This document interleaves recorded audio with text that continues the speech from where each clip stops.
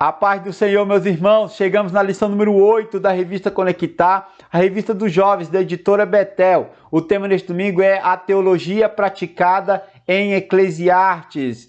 Eu estou muito contente porque essa lição eu também vou ministrar, eu estou escalado para ministrar ela amanhã e será uma bênção. Bom, se a lição está trabalhando de teologia, está trabalhando de culto, nós precisamos compreender o que significa essas palavras, o que significa esses conceitos dentro do Eclesiastes. A palavra teologia ela é uma junção de duas palavras do grego, theos, Deus, e logos, palavra. E ela significa o seguinte, é o estudo sistemático, ou seja, é o estudo organizado. Aquela questão que é dividido os assuntos, é um assunto muito extenso, então ela é muito bem organizada. E aí ela vem da experiência humana com o divino, ou seja, desse relacionamento de Deus com o homem, de homem para com Deus. Contida onde? Na palavra de Deus. Onde nós vamos encontrar essas experiências, esses fatos, aquilo que o homem viveu em sua história relacionada a Deus? Na palavra de Deus, ou seja, a Bíblia Sagrada. E ela vai revelar o quê? Os atributos, a vontade de Deus na história humana. Então nós conseguimos compreender um pouco sobre Deus mediante a sua atuação na história, porque Ele é o Senhor da história, Ele é o Senhor do tempo. Amém? Este assunto, quando nós falamos de teologia, em muitas igrejas, isso é mal visto, porque alguns crentes, eles olham para a teologia com certa suspeita. A teologia, ela é muito importante. O problema é que muitos dos nossos, especialmente obreiros, têm buscado teologias que são contrárias àquilo que a palavra de Deus traz. Em especial a teologia que foi minada ali no século XIX com a questão da materialidade, na questão dessa coisa muito humanística, progressista, e a teologia ela foi chapiscada com essas ideias, com essas filosofias. O importante é que há uma teologia verdadeira, pura, uma teologia que não traz nenhuma confusão, que não diminui a espiritualidade do homem, muito pelo contrário, ela eleva. E cabe aos obreiros, cabe aos crentes buscar cursos de teologia que são pautados em uma vida de santidade, de conhecimento, e isso agregue cada vez mais uma bagagem espiritual no decorrer da nossa jornada, amém? Eu tive um professor que falava o seguinte, teologia é vida, e é verdade, quando ela é obtida de forma correta e praticada de forma correta, é vida, é um oceano de maravilhas, amém? Então nós temos que tirar essa pecha do nosso meio, que teologia é errado, é ruim, e colocar que os nossos jovens precisam praticar cada vez mais teologia. E a escola bíblica, ela é a maior universidade ou faculdade de teologia que já existiu, amém? E existe. O tópico 1 vai dizer o seguinte, a teologia do culto. Bom, nós já sabemos o que significa teologia, mas o que significa culto? E aí nós vamos para a etimologia da palavra culto, que quer dizer a mais elevada homenagem que se presta a uma divindade. Isto é, adoração na mais restrita acepção do termo. O culto cristão é uma série de ações, ou seja, atos conjugados praticados pelo adorador. Esse significado e este texto eu tirei do livro Culto e Suas Formas, da CPAD, do pastor Samuel ou do autor Samuel Kessler. É um oceano de conhecimento este livro, tem muita coisa boa sobre o culto. E quando os crentes começarem a atentar para o grande significado dessa palavra de culto e da sua significância na prática durante a liturgia, olha, nós teremos um culto mais suscetível à presença do nosso Deus. Bom, então, se este culto é uma expressão da mais elevada homenagem que um ser menor pode exercer a um ser superior, então nós compreendemos que é algo muito sério, que é algo que tem uma liturgia. E o que é a liturgia? A liturgia é o serviço no culto, ou seja, é a minha prática durante o culto. Como que esse culto está organizado? O que eu tenho que fazer? Como que eu tenho que me portar? Tudo isso faz parte do culto. E aí, ainda dentro dessa introdução, eu quero trazer os 5 pontos da importância do culto. O primeiro ponto é aquilo que aproxima o homem de Deus. A segunda importância é concede instrução para o viver diário. O terceiro é conceder oportunidade de uma consciência pura.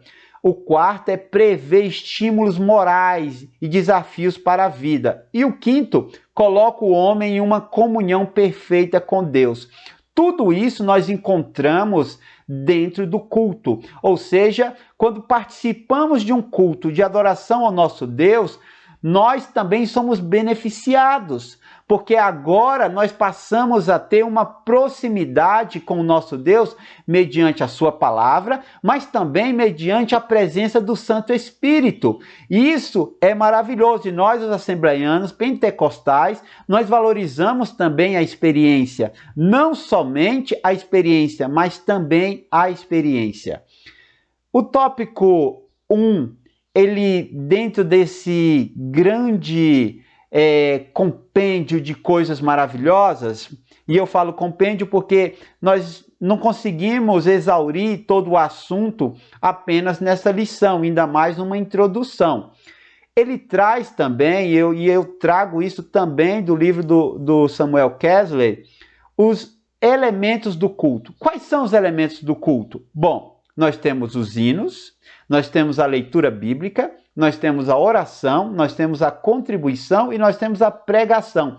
Isso, se você passar para analisar ou refletir sobre a nossa liturgia assembleiana, está fundamentado nisso. Nós começamos com os hinos da harpa, e esses hinos da harpa eles têm um fundamento importantíssimo, porque são hinos congregacionais, ou seja, são hinos que toda a igreja participa, ou seja, ele é maravilhoso porque ele traz uma comunhão, todos podem participar, é fácil de cantar, temos o nosso inário, ou seja, ele começa a introduzir uma atmosfera espiritual, preparando o crente para a palavra. Este é o objetivo. É muito rico isso. A leitura bíblica, ou seja, nós temos um texto de referência, o momento da palavra oficial no culto. Nós temos a oração de gratidão, a oração por enfermos. Nós temos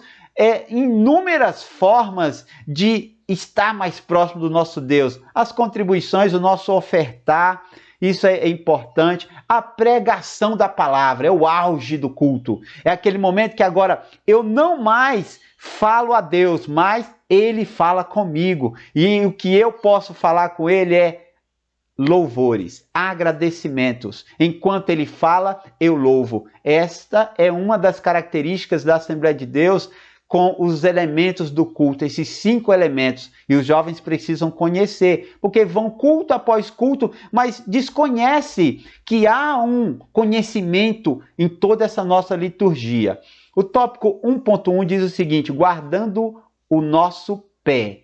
Ora, essa palavra é importante porque guardar o pé significa tenha cautela, tenha temor, tenha humildade quando estiver no local de culto, quando estiver diante do nosso Deus.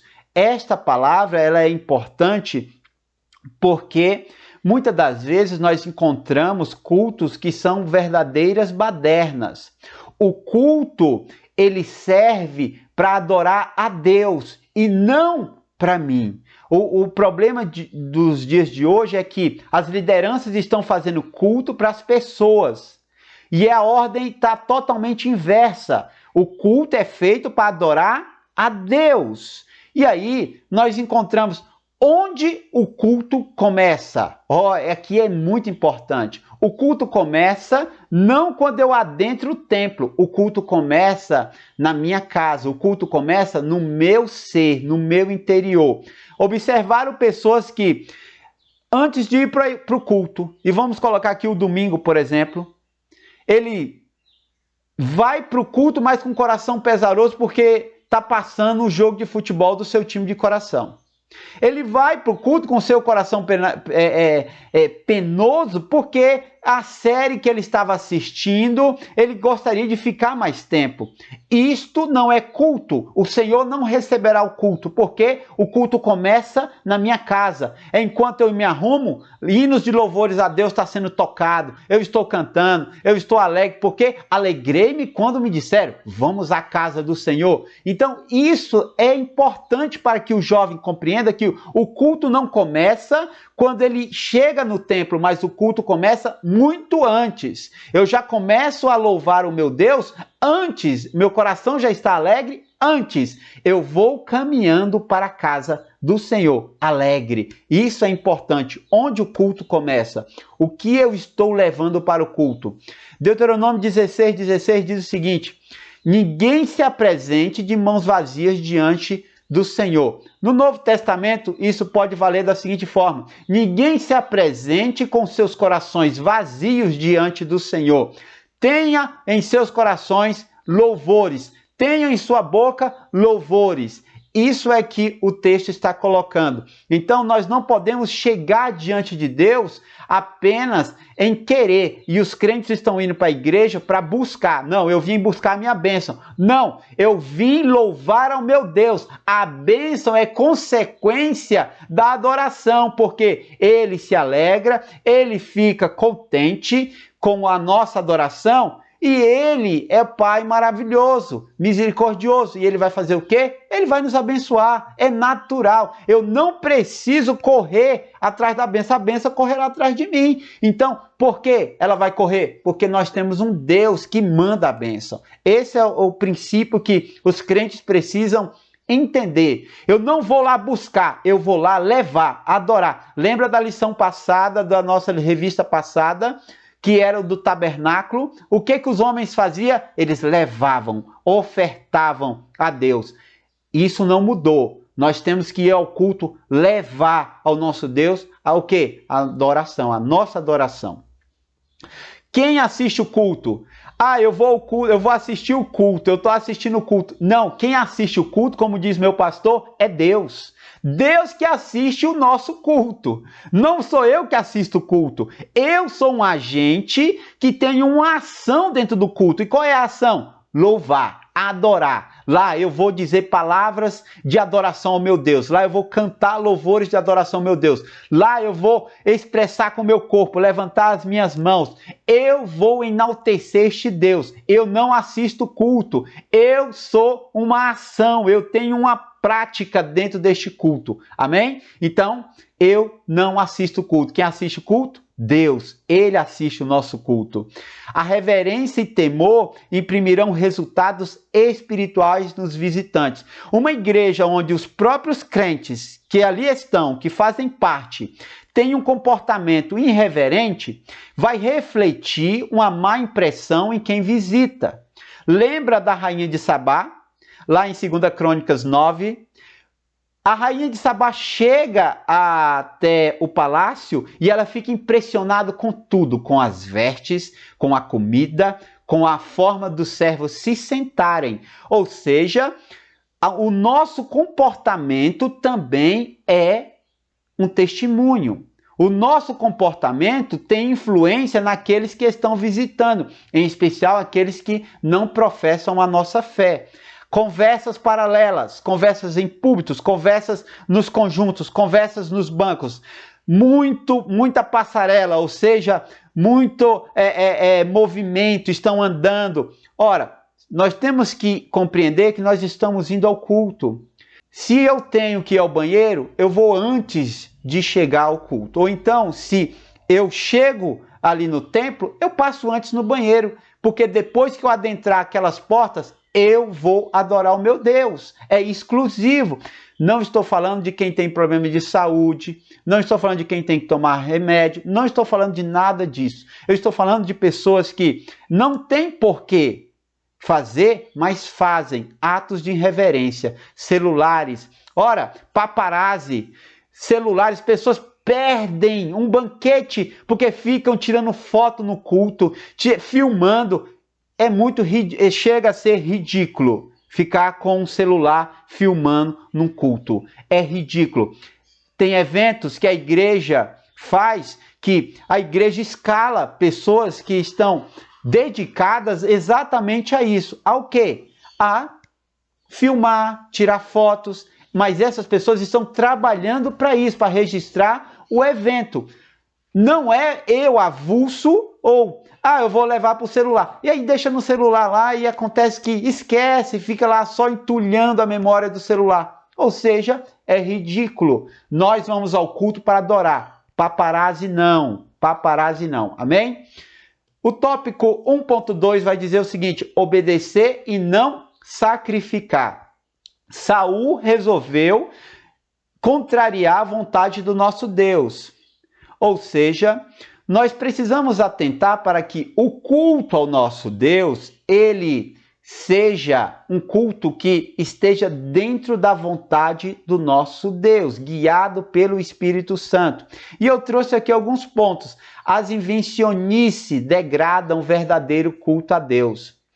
As pessoas estão inventando coisas. E nós, assembleianos, nós precisamos atentar, porque muitas de nossas igrejas não têm mais nem os hinos congregacionais no início. Eles tiraram os hinos e colocaram a equipe de louvor cantando músicas aleatórias.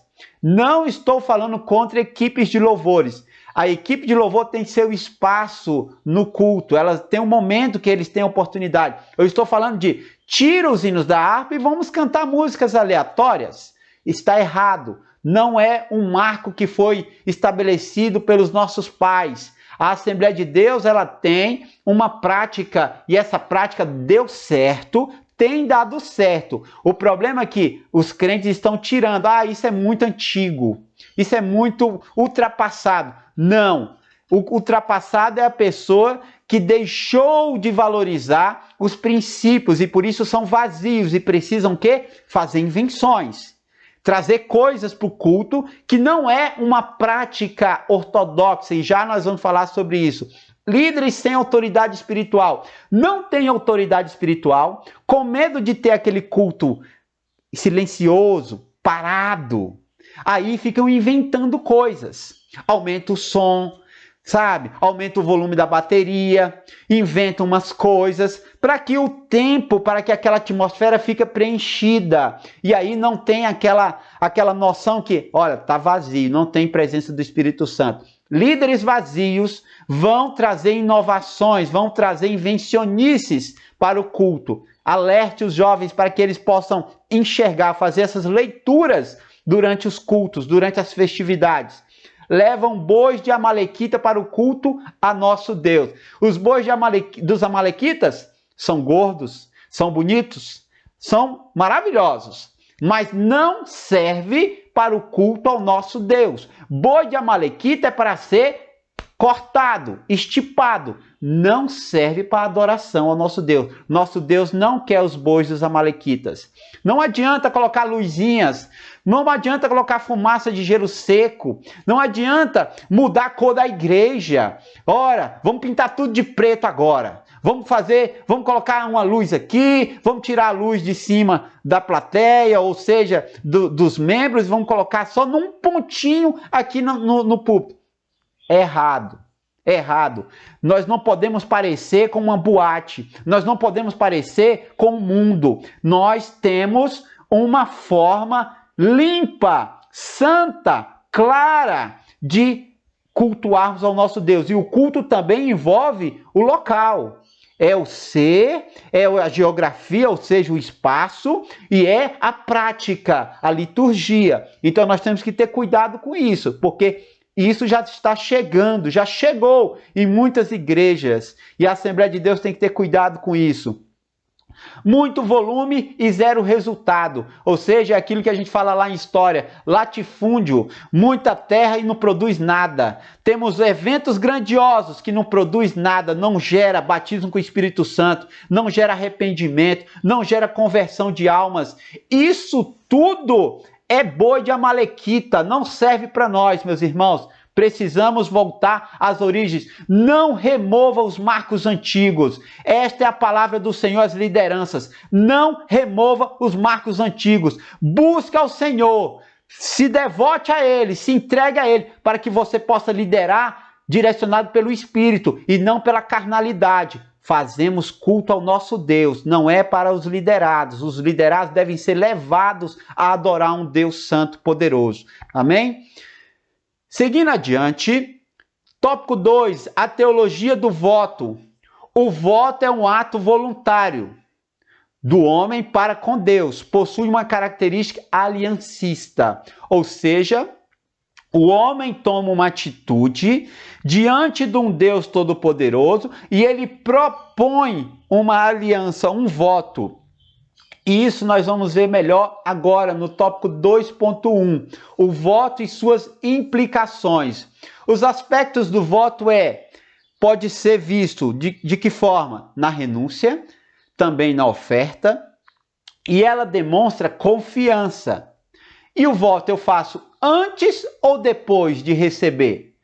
Alguns casos nós vamos encontrar que pessoas fizeram o voto, ou seja, proporam o voto a Deus e eles cumpriram depois, que é o natural. Muitos cristãos cumprem o voto depois que recebe a bênção. Outros, por um ato de fé, porque o voto já é um ato de fé, mas por um ato mais evidente de fé, ele cumpre o voto antes de chegar a bênção. Isso é algo que tem que ser passado para os nossos jovens, porque muitos deles acham que o voto é apenas para ser cumprido depois que receber. Não, o voto pode ser cumprido antes mesmo de ter recebido. É um ato de fé, amém? Então, esta renúncia, olha, eu não farei isso mediante o respeito que eu tenho a esse Deus. Ou então, Senhor, eu te ofertarei isso, se o Senhor me conceder. Lembra de Ana? Senhor, se tu me deres um filho, se tu abrir a minha madre, eu colocarei o meu filho para te servir na tua casa. Então, eu darei o meu filho ao Senhor. Então, este modo de enxergar os votos é muito importante. Mas há muito mais a ser visto. Tópico 2.2 vai dizer o seguinte: tomando cuidado com nossa boca. A precipitação do voto, ela pode ser vista de duas formas, tanto no desespero como na euforia. No desespero eu estou diante de uma situação muito complexa e eu estou desesperado. Então, em um ato de desespero, eu proponho algo que eu não vou conseguir cumprir para com o nosso Deus. E eu propondo isso, eu me precipito naquilo que deveria ser o correto, que é um voto consciente, racional e de forma que eu posso cumprir, um compromisso.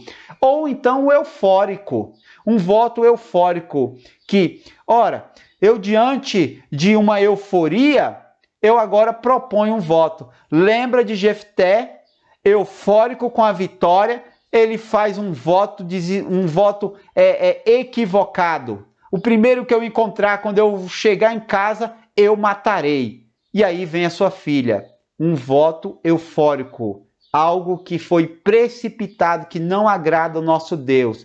O voto não é uma atitude do tudo ou nada, como se estivesse jogando. Não, o voto é algo consciente. Há uma necessidade? Sim. O que eu posso fazer diante dessa necessidade? Eu posso propor um voto ao Senhor, para que Ele possa interferir ao meu favor. E com isso eu vou retribuir a Ele algo que eu prometi, que esteja dentro das minhas posses, dentro das minhas possibilidades. E o Senhor se agradará disso. O voto tem que ser cumprido o quanto antes. Não pode deixar de ser cumprido, porque ao invés de se tornar bênção, se tornará em maldição sobre nós. Por isso que nós não devemos nos precipitar em falar ao nosso Deus, a propor alianças ou votos ao nosso Deus que nós não podemos cumprir. Amém? O tópico 3 vai dizer o seguinte: ortodoxia e ortopraxia. Essas duas palavras são muito importantes.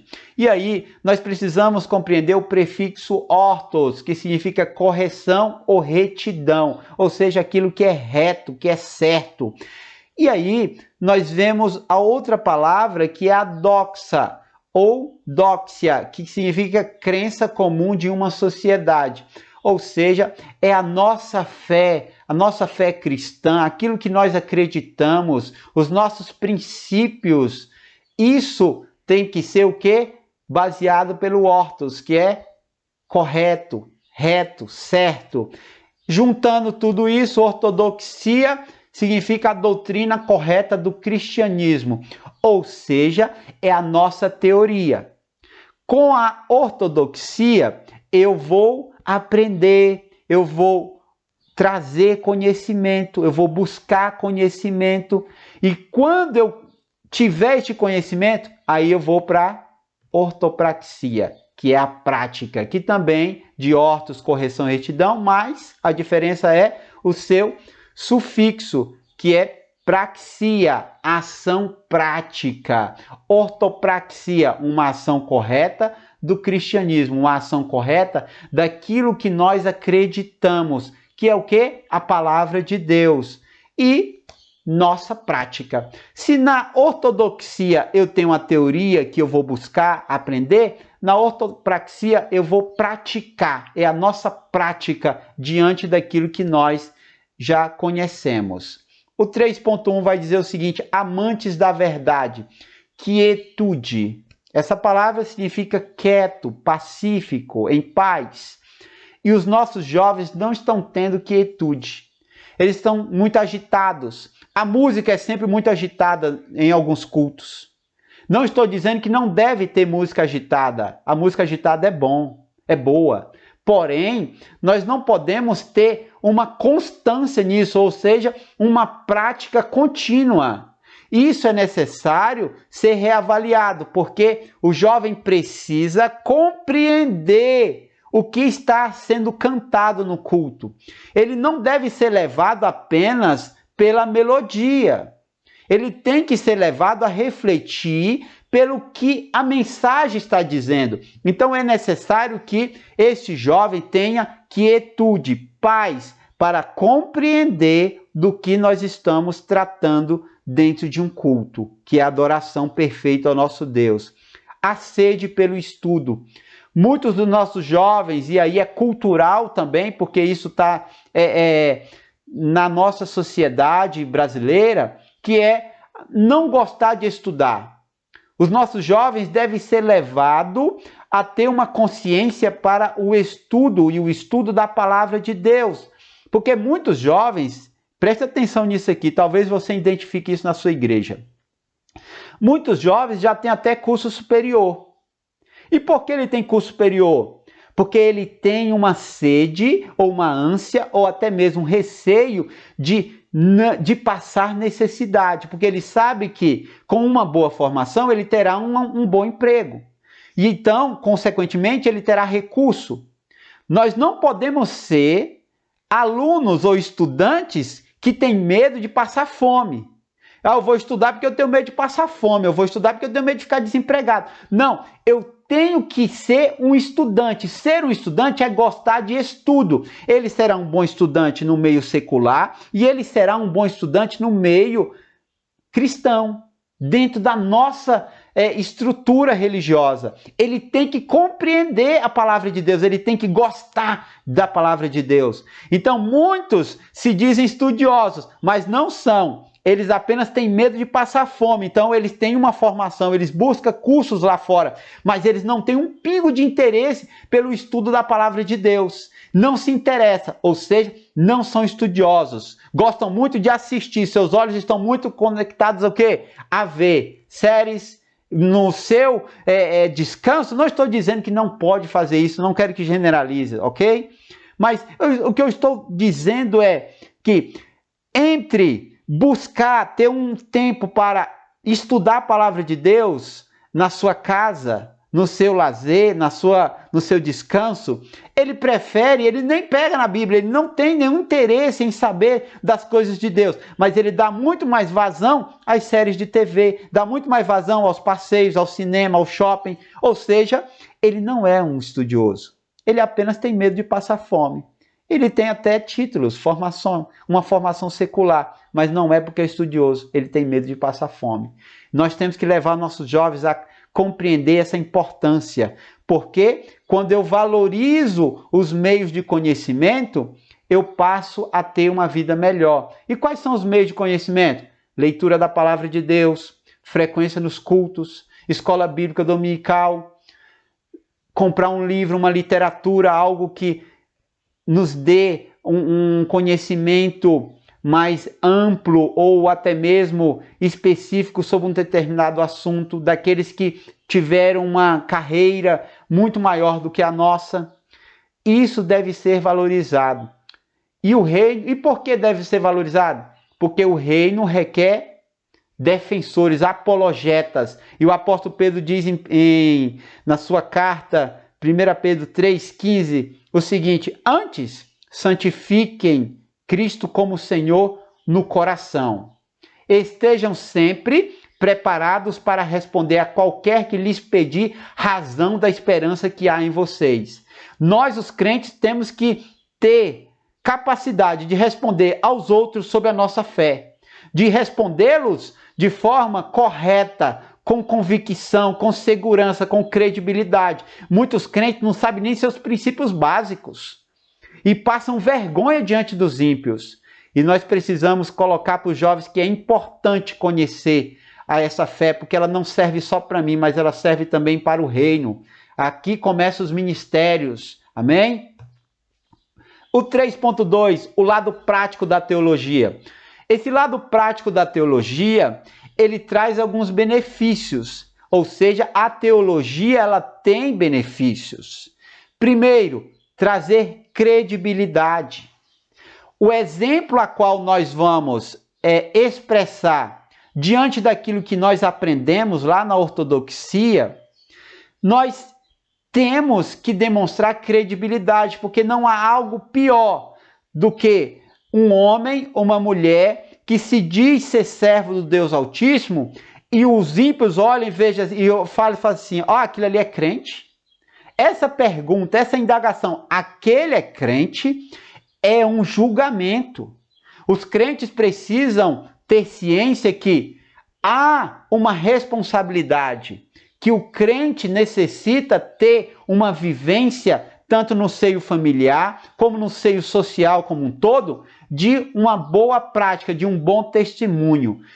É colocar em prática o que aprendemos. Amém? E nós estamos tendo muitos maus exemplos por aí afora. Vai gerar longevidade. O crente que tem um conhecimento de Deus, ele terá longevidade de vida, longevidade de bênçãos, longevidade de ministério. Então é necessário o crente praticar aquilo que aprendeu no seu dia a dia. Segurança. Esse crente, ele tem uma segurança maior diante das intempéries da vida. Esse crente, ele tem uma esperança mais aguçada, que ele sabe que mesmo no dia da tormenta, no dia mais escuro que a vida trouxer, esse crente, ele vai olhar lá no fim, nem que seja apenas um facho de luz, ele vai falar assim: há uma esperança, isso vai acabar. Então traz segurança e traz recompensas. As bem-aventuranças estão diante daquele que conhece a palavra de Deus e a pratica. É muito maravilhoso. O cristianismo puro não possui espaço para a hipocrisia. Essa palavra hipocrisia, ela vem da questão da arte cênica, ou seja, do teatro, da encenação. Vem de lá, porque você é um personagem que faz aquilo que está no script, mas quando você sai do personagem, você passa a ter uma outra prática. Então, a hipocrisia vem daí, ok? Mateus 7,24. Todo aquele, pois, que escuta as minhas palavras e as pratica, assemelho-a-ei ao homem prudente, que edificou a sua casa sobre a rocha. E essa rocha é Cristo. Se estivermos fundamentados lá, não há inferno que possa nos resistir. A nossa vida será maravilhosa. Amém, meus irmãos? Este foi o comentário dessa semana. Meus votos é que você seja uma tocha diante da sua classe, que amanhã seja uma manhã de maravilhas do nosso Deus na sua boca, na sua mente, e que atinja os corações dos nossos jovens e que eles saiam dali mais convictos de que um culto ao nosso Deus é algo muito sério, que há uma necessidade de buscar a ortodoxia, que é o conhecimento, a teoria, e também a ortopraxia, que é a prática diária. Fique na santa e gloriosa paz do Senhor, meus irmãos.